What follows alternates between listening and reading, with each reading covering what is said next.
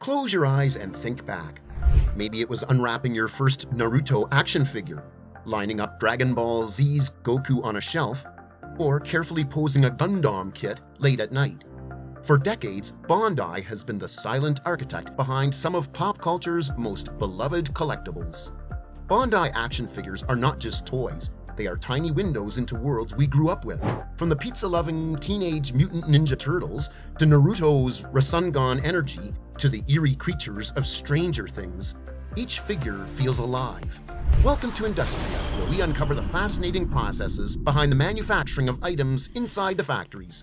So grab your snacks and let's go. But here's the twist. Behind every figure lies a secret world of sketchbooks, million-dollar machines, and hundreds of hands working in unison. From He-Man's sword-wielding stance to Demon Slayer's Tanjiro, these are not just toys, they are cultural icons. Before we start, here's the question. How has Bandai stayed on top for more than 70 years when so many rivals disappeared? We'll uncover that soon. Bandai's story begins in 1950.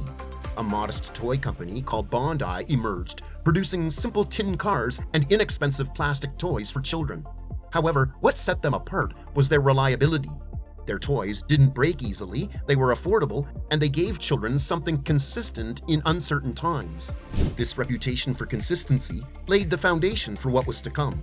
Everything changed in the 1970s when Bandai released its first Gundam model kits, Gunpla. When Mobile Suit Gundam premiered, it wasn't just a show, it marked the birth of a cultural phenomenon. Fans went wild, and Gundam model kits sold in the millions. Soon after, Dragon Ball Z warriors, Digimon creatures, and Power Rangers action figures cemented its global reach.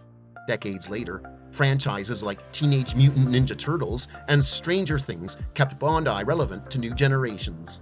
Before a figure ever exists physically, it begins as an idea first imagined on paper, now crafted carefully on a designer's digital screen. The journey of every Bandai figure begins with sketches. Take the Teenage Mutant Ninja Turtles. Before they wielded plastic nunchucks or pizza slices, Leonardo, Michelangelo, Donatello, and Raphael lived on the artist's board. Designers pore over every curve of their shells and the folds of their bandanas. The same care goes into sculpting the sharp claws of Wolverine or Spider-Man's iconic web pattern, making sure every figure echoes its original essence. These sketches evolve into digital blueprints refined through 3D modeling software. Bandai's mission isn't just to replicate Turtles, it's to bottle the radical spirit of the 80s. These files aren't just pretty models, they serve as the master blueprint for prototypes, molds, and ultimately the figure itself. For anime legends like Goku or Gundam, Bandai collaborates directly with studios such as Toei Animation and Sunrise to ensure that every hairstyle, armor plate, and insignia is accurate. Once concept art is approved, the real transformation begins: sculpting. In the past, artists shaped clay by hand. This meant sculptors hunched over clay models, chiseling details by hand. Today, digital tools dominate, allowing artists to zoom in on the tiniest features, from the wrinkles in Naruto's cloak to the scars etched across Goku's chest. Sculpting Goku or Vegeta isn't just about their outfits, it's about capturing their energy. Goku's gravity-defying spikes must look fierce, yet remain durable. Vegeta's armor plates, crisp and rigid, must reflect his battle-hardened presence. These digital models can be resized, adjusted, and shared instantly across Bandai's global teams. Why spend weeks polishing a prototype that won't even be sold? The answer lies in articulation. Whether it's Naruto's cloak, Vegeta's armor, or a G.I. Joe's swiveling joints and RoboCop's metallic plating, every detail is tested for realism before molds are made. Every elbow, knee, and head tilt is tested for realism before molds are made. A single Bandai figure arts prototype can take 6 to 8 weeks to develop before mass production even begins. That's nearly twice as long as some knockoff brands spend on their entire product cycle. And this answers the question of why Bandai sometimes spends months refining a single model. And yet, this is only the prototype. The real challenge is turning it into thousands of identical figures.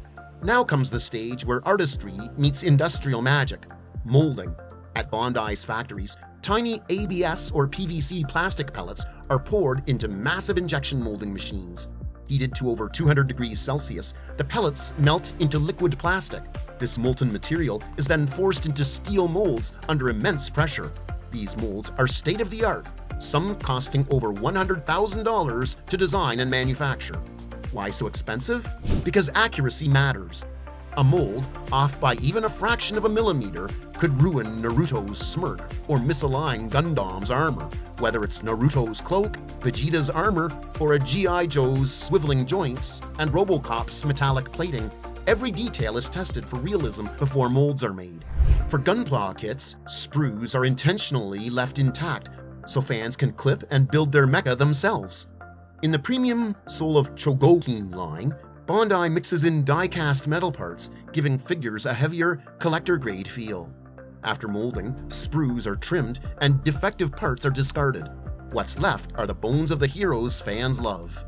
Painting is the stage where a Bandai figure gains life. It begins with an automated spray for the base coat, getting each part covered evenly. But the soul of the figure lies in the fine details, and the real magic begins when human hands step in, adding eyes, facial expressions, scars, or weathering effects, which are carefully applied by hand. A single Leonardo Teenage Mutant Ninja Turtle figure, on average, can require 50 or more individual paint applications. For micro details like Naruto's handband logo or Gundam's cockpit lines, Bandai uses Tompo printing, a watchmaking technique that stamps details smaller than a grain of rice. Consider Bandai's Stranger Things pack. Eleven's freckles are applied one by one, Hopper's jacket is dusted to look worn, and the Demogorgon's terrifying teeth are individually painted. This isn't just decoration, it's storytelling in pigment. Before a single Bandai figure leaves the factory, it must survive the toughest stage, inspection. Each Naruto joint, each Gundam armor panel, and each Demogorgon tooth is examined under bright lamps by trained eyes. Even the smallest flaw, an uneven paint line, a loose joint, or a surface scratch, means instant rejection. According to Bandai Namco Holdings 2023, around 15% of figures are rejected during this process to maintain brand trust and collector confidence. But visual checks aren't enough. Figures undergo stress tests too. Joints are bent, twisted, and rotated repeatedly to confirm durability, while some are even drop tested to ensure they won't break easily. Only when a piece passes every test is it cleared for packaging.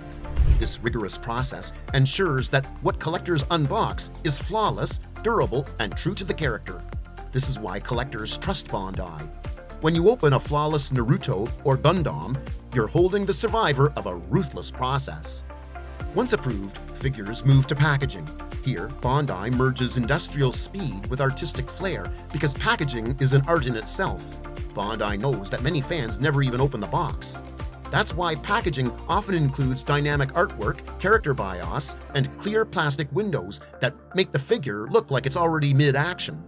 According to the Japan Times, at peak demand, Bandai factories operate in 2 shifts, packing tens of thousands of figures daily. Boxes aren't just containers, they are marketing tools. For Naruto figures, orange and black pallets echo the Hidden Leaf Village. Gundam boxes feature blueprint-style schematics teasing the assembly inside. TMNT packaging often revives retro 80s comic art to hit fans with nostalgia. Each figure is bubble-wrapped, sealed, and stacked for global shipping from Tokyo to Times Square. Now here's a question for you. Which of these figures sparks your childhood memories?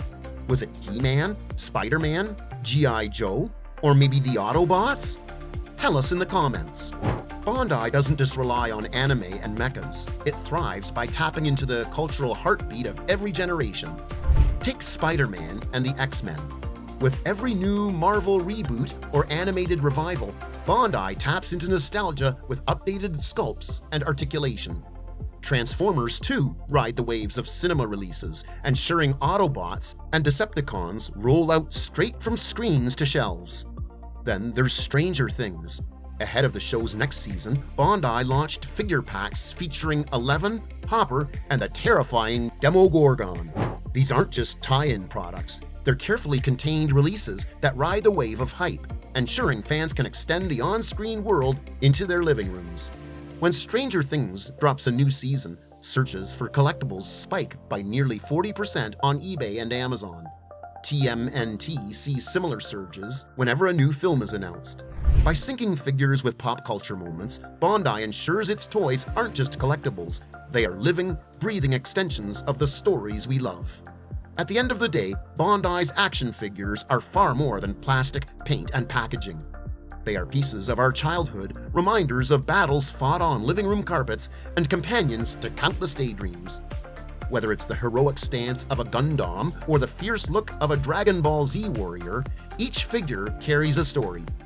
For some, it might be He-Man raising his sword, a G.I. Joe locked in battle, or Optimus Prime transforming before their eyes. Collectors may treasure them for rarity or value, but deep down, it's the spark of nostalgia, the joy of holding a piece of imagination that makes Bandai timeless. And there you go, how Bandai figures are made. Don't forget to like, share, and subscribe to INDUSTRIA. And if you are interested in finding out how Nintendo is actually made, then you must check out the video on the channel. And let us know in the comments what stuff we should dive into next.